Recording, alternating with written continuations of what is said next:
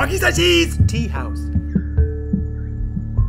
What I want to do is, the reason I invited Salty, Zaxx and Max onto the panel is to get a bit of our superhero origin stories. Basically, why did you start your YouTube channel? Why didn't you start it 10 years ago? No, I'm just kidding. And yeah, just basically talk about that. What got you excited to do this? Who inspired you? And how's it going so far? So let's go clockwise. Where are we? How do we point like this? Salty, can you go first, mate? Sorry to put you on the spot. No, it's okay. It's all right. No, once again, Gray, thank you so much for having me on the show. I started my channel on February 22nd of 2021. And the inspirations for doing that were numerous, but I think at the top of the list was, of course, Nerdrotic, who kept saying, get on this platform, start saying how you feel about entertainment, because at some point they're going to start coming for the bigger channels or making it hard for bigger channels to speak. So that really inspired me. You know, of course, you know, the beautiful, surreal insanity of heel versus babyface, you know, the smooth, silky sounds of the creative drinker.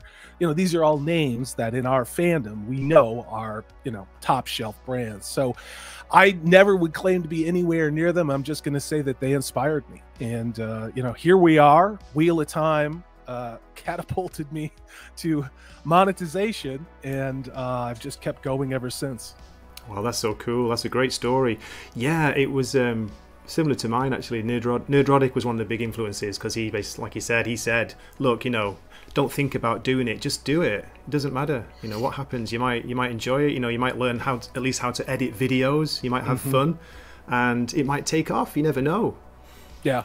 Yeah, I mean, and I was one of those people that sat forever at like 30 subscribers, you know. I lost heart, you know, and then I got to like 100, and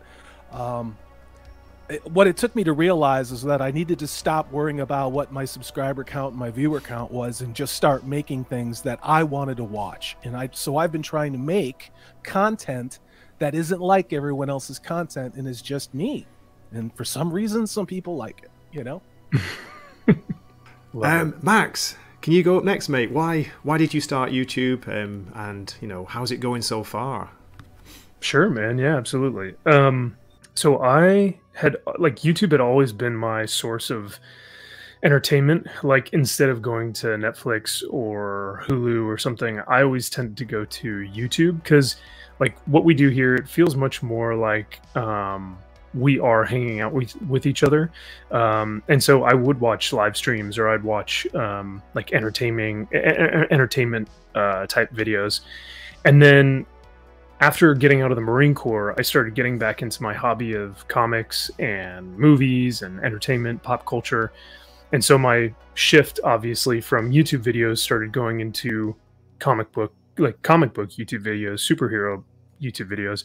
And I saw this huge influx of kind of what was going on in society, but also in the comic book like realm, in the industry. And I was so interested to find out about so much of this stuff. So I really started to delve into it. I went to the Vegas meetup, which was like one of the biggest meetups I think we've had for Friday Night Tights, Geeks and Gamers, that whole fellowship. And I went there, and it was just absolutely amazing. And so I started my channel like the next day, if not, I think I might have actually started a week before I went to the Vegas meetup, or a week after. But it was right around that time, and then just kept going because there was like so much passion and creativity like within that room at the meetup. It just like, it really motivates you to create more, to make more, to read more and watch more. And like, it was just very inspiring. So yeah, so I hopped on and started doing my thing. I have all this stuff, just I was hanging on to, because like in my house, I have a man cave.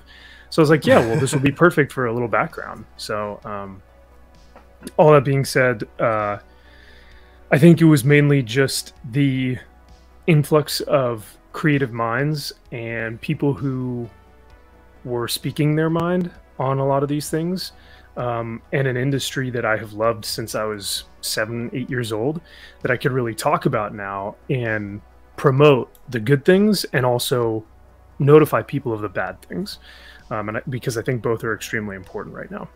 So that's kind of how I came to be. So oh, that's a great story, and I'm yeah. really glad you found me, Max. That was so cool. I can't remember how it happened. Maybe did we like see each other's videos or left a comment on a comic review? Maybe it was through that. And no, it was Brightest Day actually. Brightest so Day, shout out to Brightest Day, because he's a matchmaker. He's a millionaire matchmaker.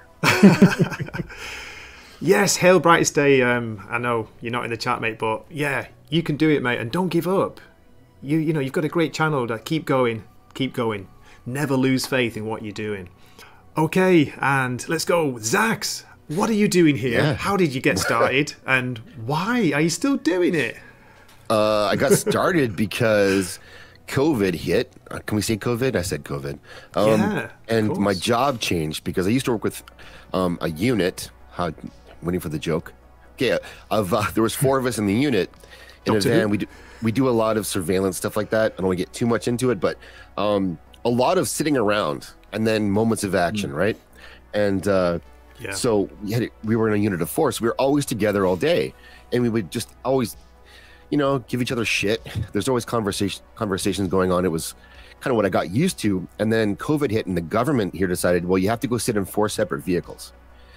Oh. And so it was weird. I didn't realize that it was something I needed, that contact and the conversation, the people close to you. And so I quickly got burned through podcasts and like lizard people and and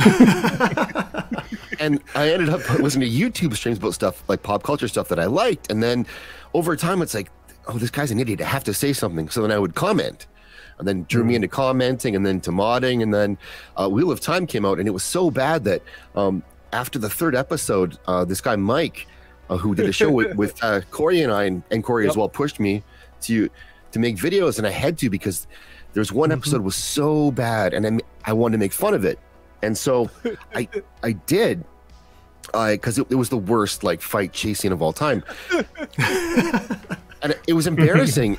And so I made a joke of it and I put it out, and it was like, I was watching my analytics, people were watching this thing, and people liked it, even though I was kind of making fun of it, but they didn't really get that part, but they liked it anyway. So I'm like, okay, well, 2,000 people watched this thing.